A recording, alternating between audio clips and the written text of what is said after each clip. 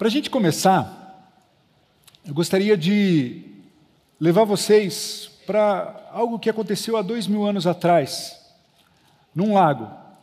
Um lago que é bem grande, chamado Mar da Galileia. Eles chamavam inclusive de mar porque era um lago bem grande, ele tem 13 quilômetros de extensão. E naquele dia teve uma tempestade muito forte. Vamos ler o texto em Mateus 8, 23, diz o seguinte: entrando ele, Jesus, no barco, seus discípulos o seguiram. De repente, eles já estavam ali no meio do mar, e uma violenta tempestade abateu-se sobre o mar, de forma que as ondas inundavam o barco. E Jesus dormia. Os discípulos foram acordá-lo, clamando: Senhor, salva-nos, nós vamos morrer. E olha, muitos deles ali eram pescadores. Eles conheciam de mar, eles sabiam o que eles estavam falando, eles sabiam que era uma tempestade terrível, uma tempestade muito forte. Eles estavam em 13 pessoas em um barco, no meio de um grande lago, muito longe das margens ainda, e eles estavam ali desesperados, achando que iam morrer. E aí Jesus perguntou para ele: por que vocês estão com tanto medo, homens de pequena fé?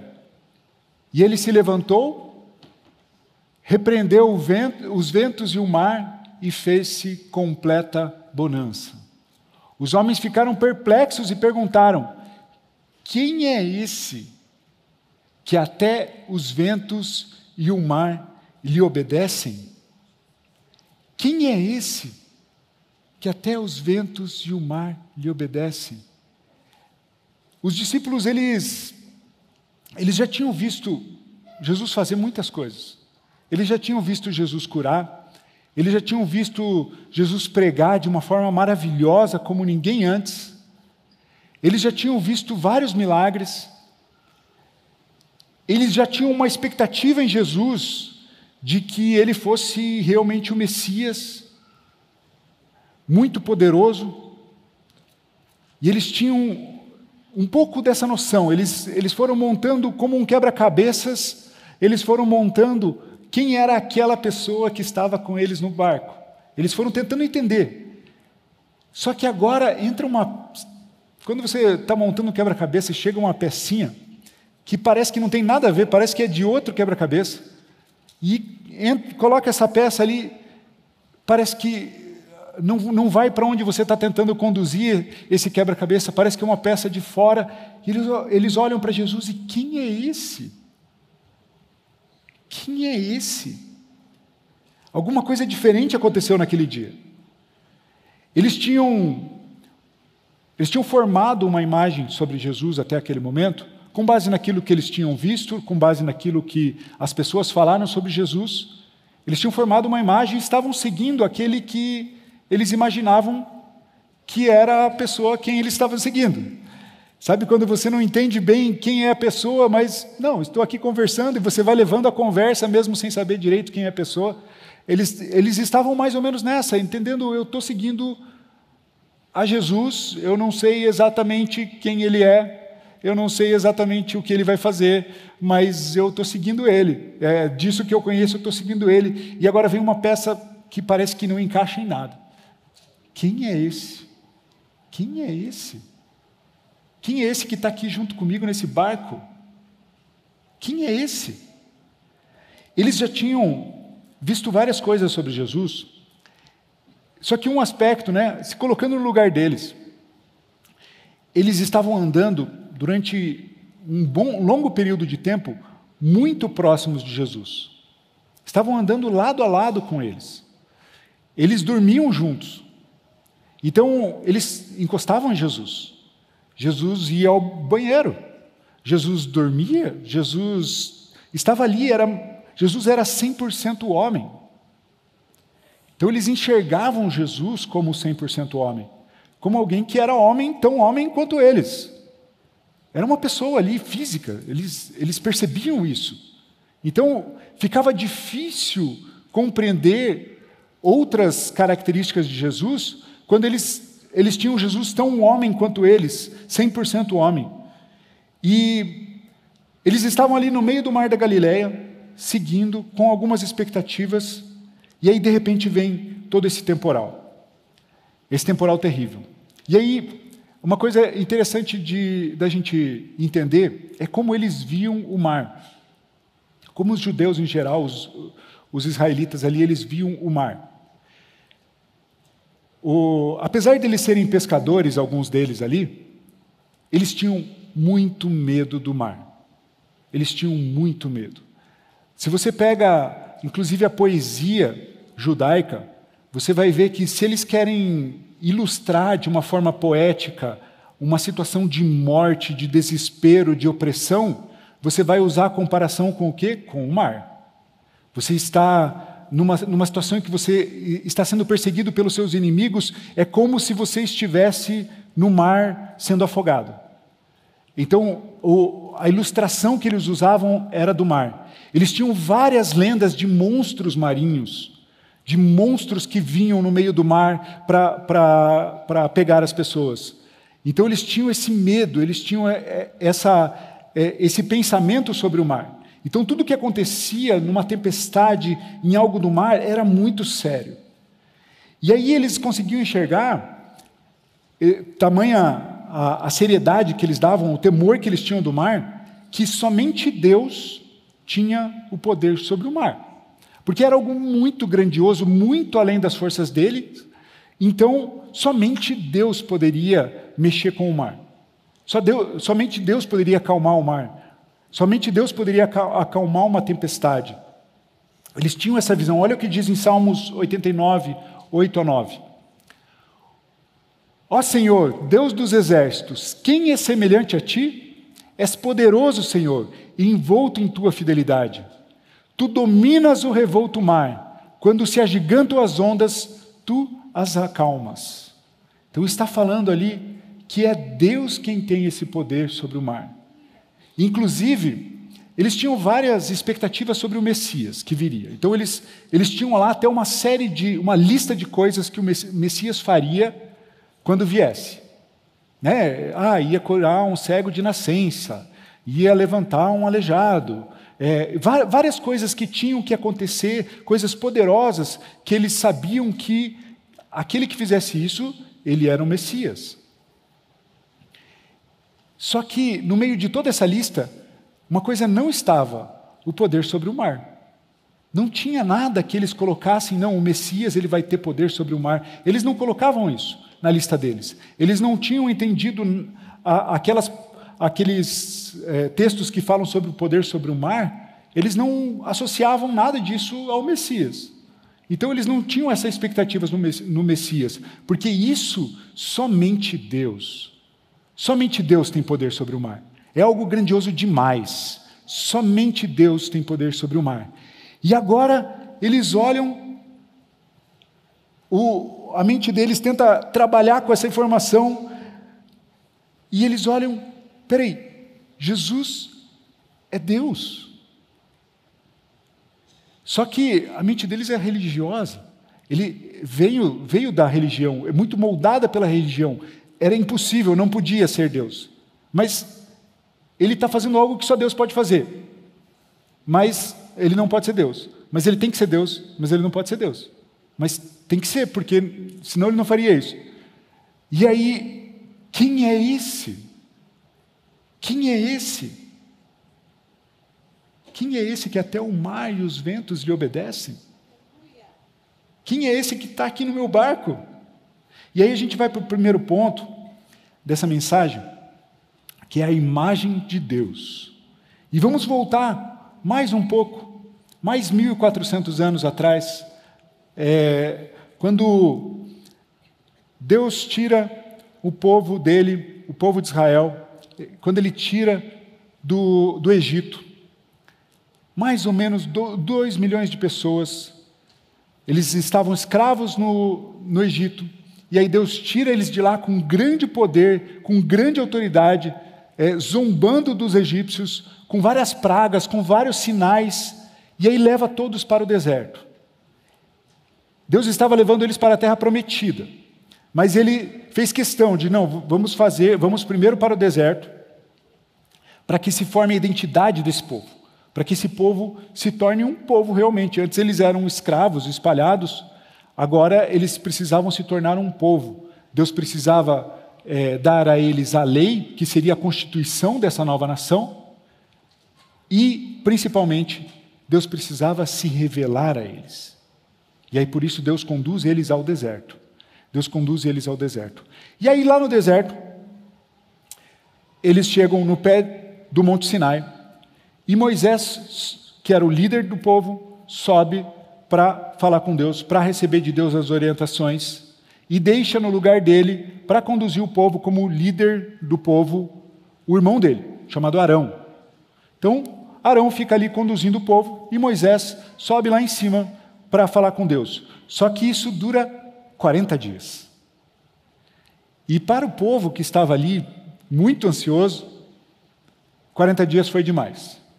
Eles dizem, não, Moisés já morreu. Moisés morreu. E Deus se esqueceu da gente. Então, Arão, faça para nós um Deus, para a gente adorar. E aí Arão, como líder, como sacerdote do povo ali naquele momento, ele atende esse pedido absurdo. E ele faz um bezerro de ouro. Mas Arão, ele diz o seguinte, ele faz o bezerro de ouro, e ele diz o seguinte, esse foi o Deus que tirou vocês do Egito. Ou seja, ele estava criando uma imagem, criando uma figura para Deus, para que as pessoas pudessem olhar para uma figura e adorar a Deus. Porque eles vinham de um tempo ali, em que eles tinham muitos deuses lá no Egito. Eles estavam envolvidos com os deuses egípcios, e os egípcios tinham vários deuses.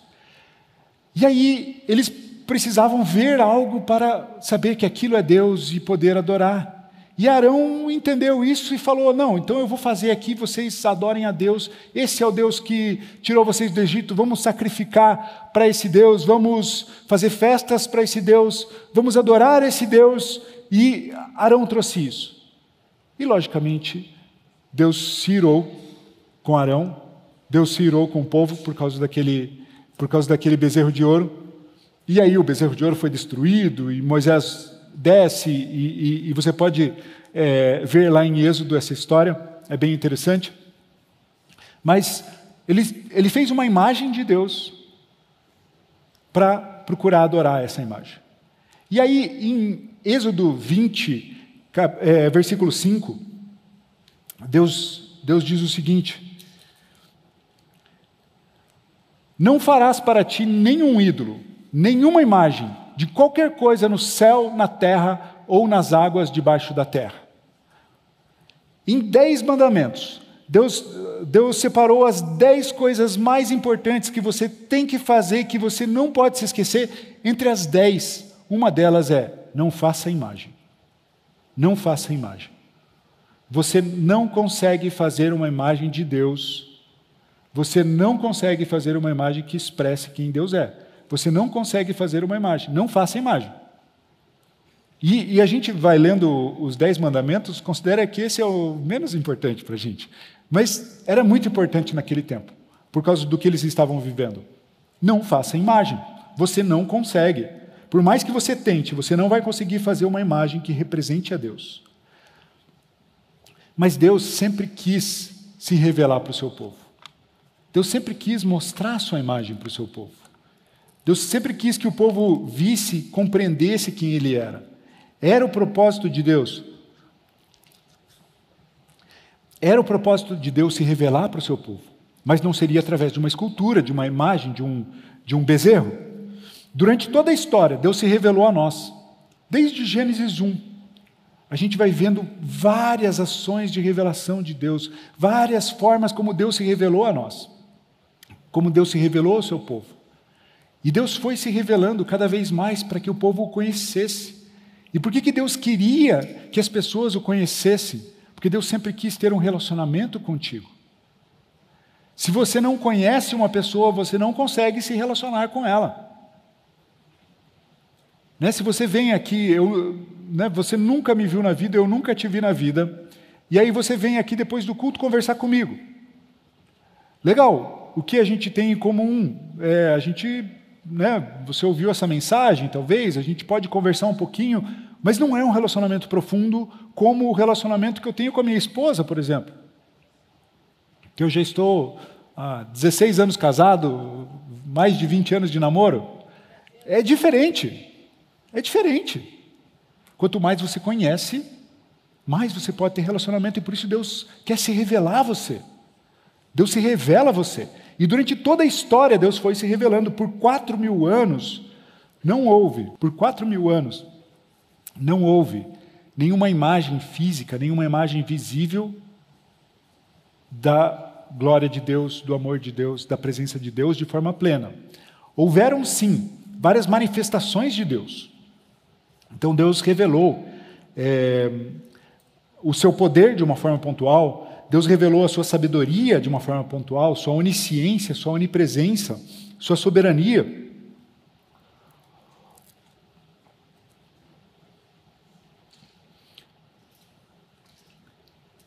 Mas nunca houve uma manifestação plena de quem Deus é. E Deus rejeitou todas as tentativas de criar uma imagem dele. Pois Deus mesmo enviaria a sua imagem, a imagem do Deus invisível, o primogênito de toda a criação, que seria visível sobre a terra. Jesus é a manifestação visível do amor de Deus e da glória de Deus. Olha esse texto, por gentileza. Olha esse texto, por gentileza, Colossenses 1, a partir do 15. Ele é a imagem do Deus invisível, o primogênito de toda a criação. Jesus é, né? Volta no 15 ali, por gentileza. No anterior. Ele é, Jesus é a imagem do Deus invisível. Não um bezerro de ouro, mas Jesus, ele é a imagem do Deus invisível. Ele é o primogênito de toda a criação.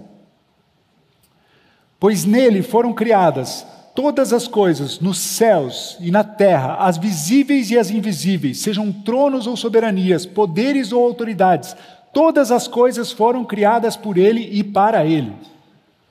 Ele é antes de todas as coisas e nele tudo subsiste. Ele é a cabeça do corpo. Isso é muito importante. Ele é a cabeça do corpo, que é a igreja. Ele é o princípio e o primogênito dentre os mortos, para que em tudo tenha supremacia.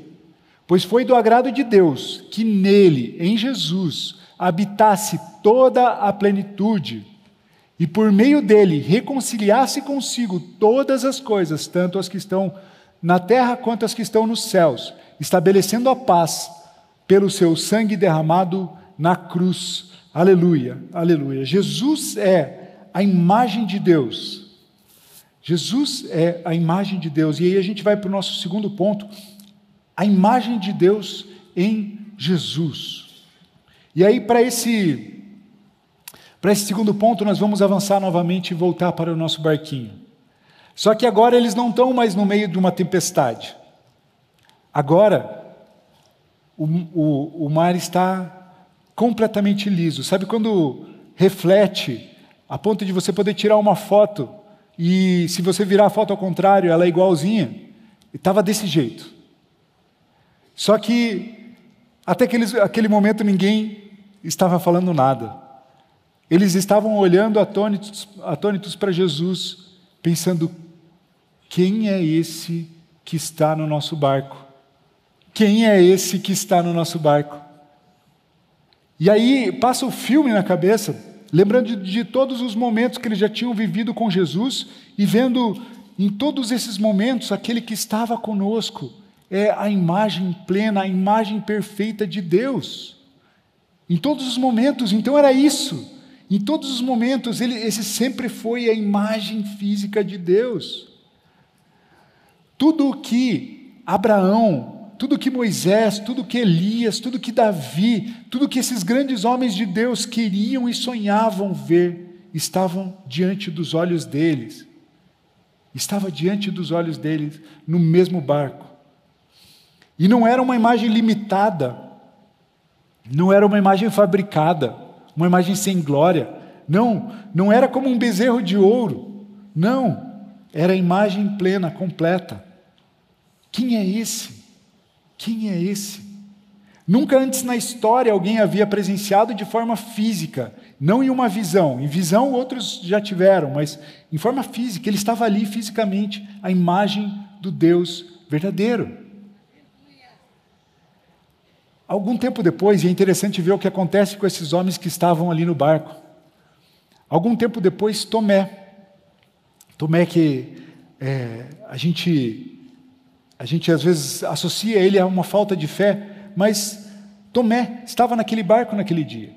E algum tempo depois, quando Jesus morreu, ressuscitou, aparece a eles, Tomé fala algo que é impressionante. que talvez você nunca tenha percebido, porque você fica distraído com a falta de fé dele aqui.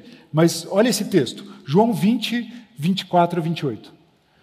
Tomé, chamado Dídimo, um dos 12, não estava com os discípulos quando Jesus apareceu. Jesus ressuscitou e ele faltou o culto. Ficou 8 dias achando que Jesus ainda estava morto, coitado. Os outros discípulos lhe disseram, vimos o Senhor. Mas ele lhes disse, se eu não vir as marcas dos pregos nas suas mãos, se eu não colocar o meu dedo onde estavam os pregos e não puser a minha mão do seu lado, eu não crerei. Uma semana mais tarde, os seus discípulos estavam outra vez ali. E Tomé, dessa vez, não faltou o culto. Dessa vez ele estava com eles. Apesar de estarem trancadas as portas, Jesus entrou, pôs-se no meio deles e disse, paz seja com vocês. E Jesus disse a Tomé, coloque seu dedo aqui, veja as minhas mãos, estende a mão e coloque do meu lado. Tomé, pare de duvidar e creia. E olha esse versículo que talvez você nunca tenha lido, mas ele é muito importante. Então, disse-lhe Tomé, Senhor meu e Deus meu. Olha, de agora talvez você não perceba a seriedade, mas depende do contexto em que você disser isso aí, que você fizer uma declaração dessa, na religião dos judeus, você precisa ser apedrejado. Você olhar para uma pessoa e falar, Deus meu, você tem que ser apedrejado. Eles não podiam fazer isso. Porque você não pode falar isso para uma pessoa. Dentro da lei dos judeus, dentro da religião que eles viviam. Então, eles tinham isso, eles levavam isso muito a sério, não foi uma declaração da boca para fora, não foi uma declaração espontânea no calor do momento, ele sabia o que ele estava falando. Ele sabia o que ele estava falando, ele lembrou do barco, lembrou daquele momento em que Jesus acalmou o mar. Ele tinha certeza que aquele ali era Deus, era a manifestação, era a imagem, era a perfeição, a plenitude do Deus verdadeiro. E por isso ele fez essa declaração.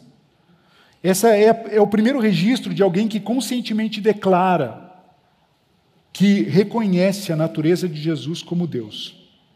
Tamanha a fé desse homem, que a gente diz que é o que não tem fé. Quer ter uma fé como Tomé, não?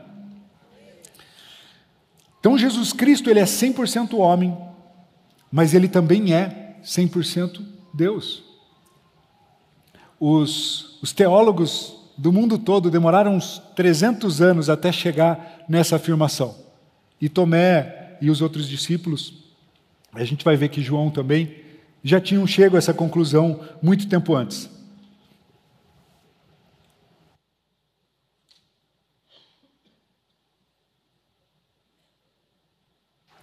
Vamos ler 1 João 4,9.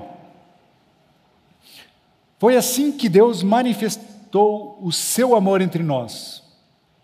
Foi assim que Deus manifestou o seu amor entre nós. Ele enviou o seu Filho unigênito ao mundo, para que pudéssemos viver por meio deles.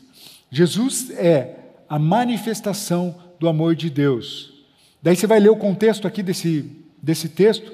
Esse é o mesmo texto que diz que Deus é amor.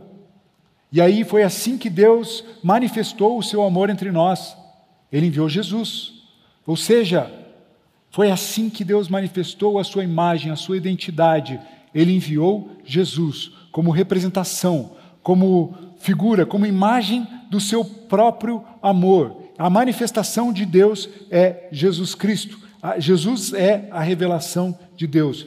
João 14:7 diz o seguinte: se vocês, Jesus falando aqui, se vocês realmente me conhecessem, conheceriam também o meu Pai. Já agora, vocês o conhecem e têm visto. Aí Filipe, não entendeu nada, pergunta: Senhor, mostra-nos o Pai, isso nos basta. Aí Jesus respondeu: Filipe, você não me conhece, Filipe, Mesmo depois de eu ter estado com vocês durante tanto tempo, quem me vê, vê o Pai. Então, como você pode dizer, mostra-nos o Pai? Você não crê que eu estou no Pai e que o Pai está em mim? As palavras que eu lhes digo não são apenas minhas. Ao contrário, o Pai que vive em mim está realizando a sua obra. Então, Jesus é a revelação de Deus na terra. Jesus é a revelação da imagem de Deus na terra. Ele é a imagem de Deus. O propósito de Jesus é revelar o Pai.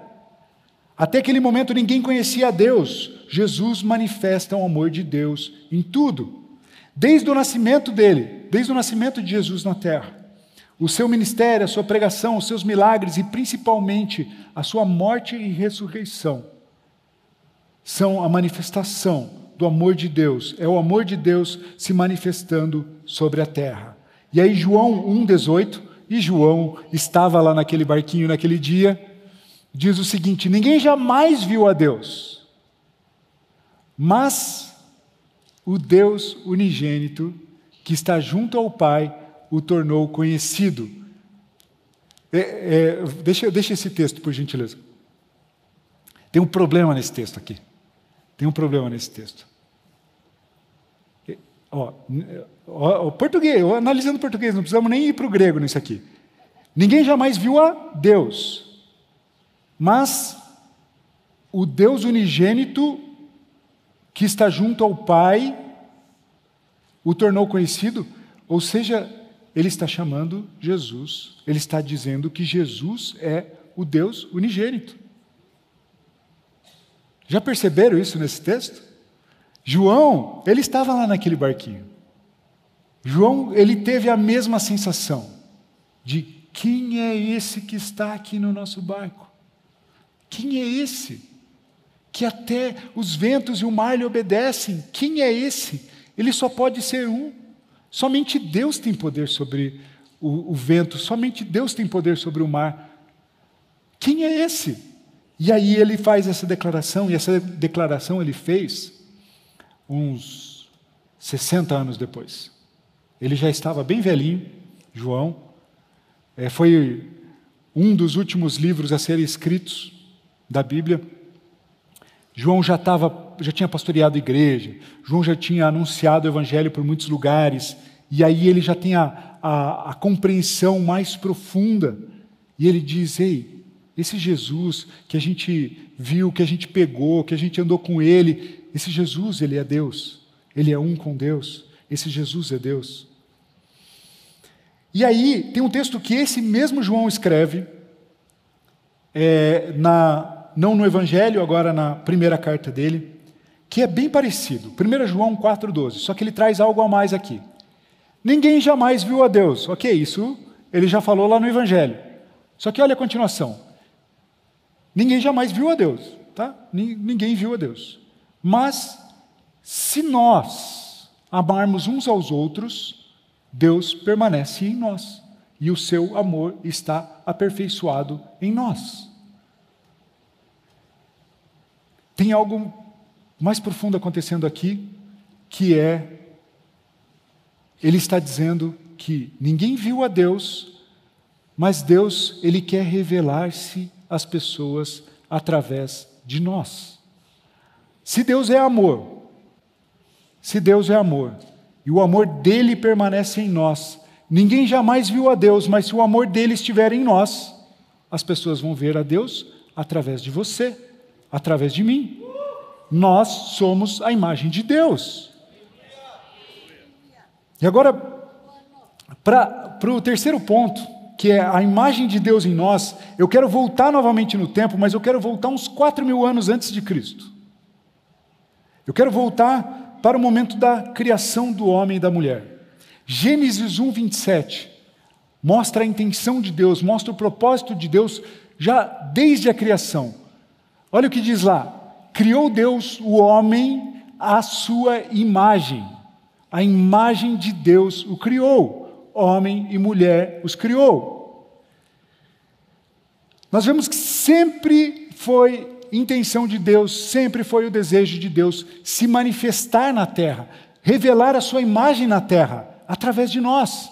Sempre foi a intenção de Deus revelar a sua imagem. Deus nunca quis fazer isso através de um bezerro de ouro, mas sim através do ser humano. Deus criou o ser humano, a sua imagem, para manifestar na terra quem Ele, Deus, é, para revelar a sua glória, para revelar o seu amor, para revelar a sua vida. Por causa do pecado, o homem perdeu essa capacidade de revelar a Deus. O homem perdeu essa vida, essa autoridade de ser a imagem de Deus. E por isso que nós dependemos completamente de Jesus, que é a imagem de Deus, para que seja restaurada em nós a imagem de Deus. Olha o que diz em Efésios 1, 22.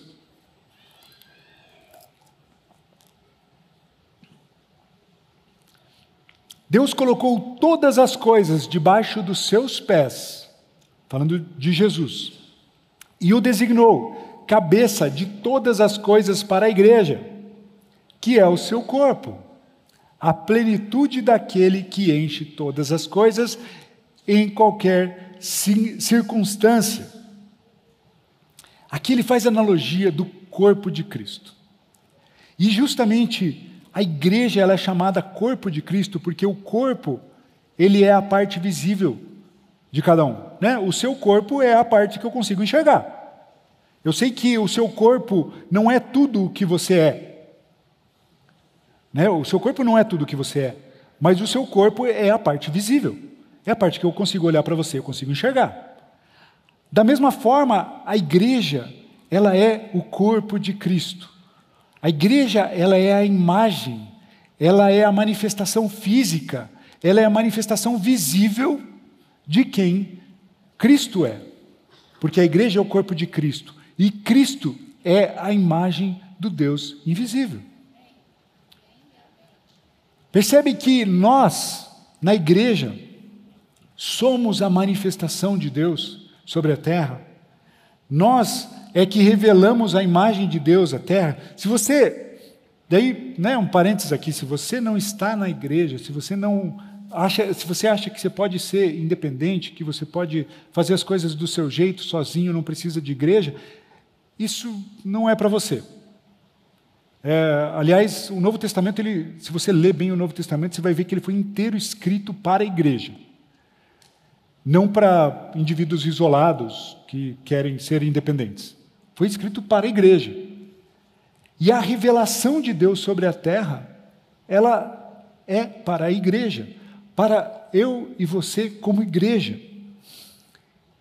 Você na igreja, em Cristo Jesus, você é a imagem visível de Deus sobre a terra. Em Cristo, eu sou a imagem visível de Deus sobre a terra. Repita comigo, por gentileza. Em Cristo, eu sou a imagem visível de Deus sobre a terra. Em Cristo, eu sou a imagem visível de Deus sobre a terra.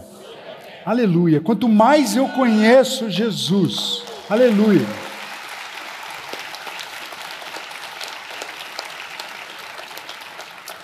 Quanto mais eu conheço Jesus e a Deus Pai, mais eu posso me relacionar com Ele, mais eu posso revelar ao mundo a Jesus, mais eu manifesto a imagem de Deus sobre a terra. E aí, para conhecer Ele, a gente pode ficar aqui estudando as características de Jesus, as histórias sobre Jesus que a Bíblia tem. A gente podia fazer isso durante horas, e aliás seria bem gostoso fazer isso, mas isso não iria fazer você compreender exatamente quem Jesus é. Até mesmo os discípulos que estavam ali, estavam naquele dia, naquele barco, viram vários acontecimentos sobre Jesus, várias manifestações da glória de Deus através de Jesus. Até mesmo eles não compreenderam tudo. Eles ouviram Jesus pregando, e eles não compreenderam tudo. A ponto de chegar no final do ministério de Jesus, e Jesus fazer a seguinte declaração, João 16, 12. Eu ainda tenho muito que lhes dizer, mas vocês não podem suportar agora. Mas se Jesus estava tentando ensinar, Jesus mostrando na prática, ele ainda tinha mais um monte de coisa para dizer, mas ele não dizia, não era nem por falta de tempo, era porque vocês não conseguem compreender. Vocês não vão conseguir compreender agora. Mas, quando o Espírito da verdade vier, ele os guiará a toda a verdade. Ele não falará de si mesmo, falará apenas o que ouvir e lhes anunciará o que está por vir. Ele me glorificará, porque receberá do que é meu e tornará conhecido a vocês. Então, qual é a forma de você conhecer a Jesus mais profundamente, para que você possa revelar a Ele, para que você possa se manifestar como imagem de Deus, através do Espírito Santo que está em você? Somente através do Espírito Santo. Sem o Espírito Santo, você pode passar a tua vida estudando sobre Jesus e nunca vai conseguir chegar. Com o Espírito Santo, toda vez que você abre a Bíblia, toda vez que você vem no culto, você faz Fateme, aleluia. Se você faz Nine, aleluia. Você se abre para receber aquilo que vem da palavra de Deus, e a palavra de Deus será ministrada no seu coração e vai transformar a sua vida através do Espírito Santo. Ele é o caminho para que nós possamos compreender quem Jesus é. E aí essa palavra vai transformando a sua vida, e você vai revelar a Deus e ao seu Filho Jesus Cristo. Eu sou a imagem visível de Deus sobre a terra em Cristo Jesus. E aí, para concluir, quero fazer a nossa viagem do tempo de volta até 2023, finzinho, quase 2024. Chegou a hora, chegou o tempo, chegou a hora de as pessoas olharem para mim e para você e perguntar: quem é esse? Aquela pessoa que trabalha com você no escritório, senta ali todos os dias do teu lado, de repente ele para, olha para o lado. Quem é esse que está aqui do meu lado esse tempo todo? Uma pessoa que te conhece desde a sua infância, 20 anos, 30 anos caminhando com você, e de repente ele para, ele acha que ele conhece tudo. Ele conhece todos os teus podres, tudo que você fez no passado, ele conhece. Mas de repente ele para, olha para você. Quem é esse? Uma pessoa que pega o teu trabalho, pega o teu produto que você criou, para, olha o produto e olha para você, olha para o produto e fala: quem é esse? Quem é esse? Uma pessoa que se relaciona sempre com você, uma pessoa que te viu a primeira vez, quem é esse? Ela vai voltar para casa e vai falar para as pessoas: eu conheci uma pessoa muito diferente. O cara, eu não sei explicar, ele tem algo. Ele tem algo. Eu não sei quem é aquele cara. Meu Deus, eu preciso conhecer esse cara. Quem é esse? Quem é esse? Sua mãe, seu vizinho, seu pai. Né? As pessoas ouvirem a música, vocês tocando e... quem é esse? Quem é esse? Quem é esse que até o mar e os ventos lhe obedecem? Quem é esse que diz uma palavra e transforma situações?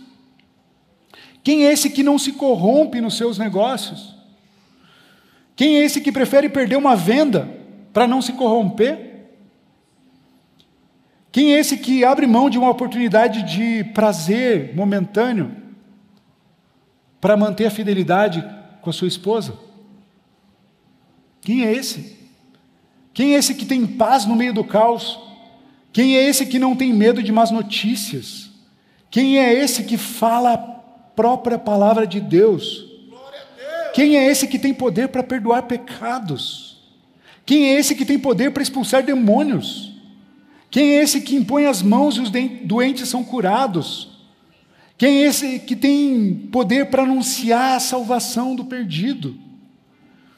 Quem é esse que tem as palavras de vida eterna? Deus nunca quis que se fizessem estátuas e imagens para representar Ele, pois viria o tempo em que todos poderiam ver na terra a sua imagem e semelhança. Você é a manifestação visível da glória e do amor de Deus. O seu e o meu propósito é revelar o Pai e a seu Filho Jesus Cristo. Nós existimos para isso. Continuem abençoados na graça e na paz de Cristo Jesus. Amém.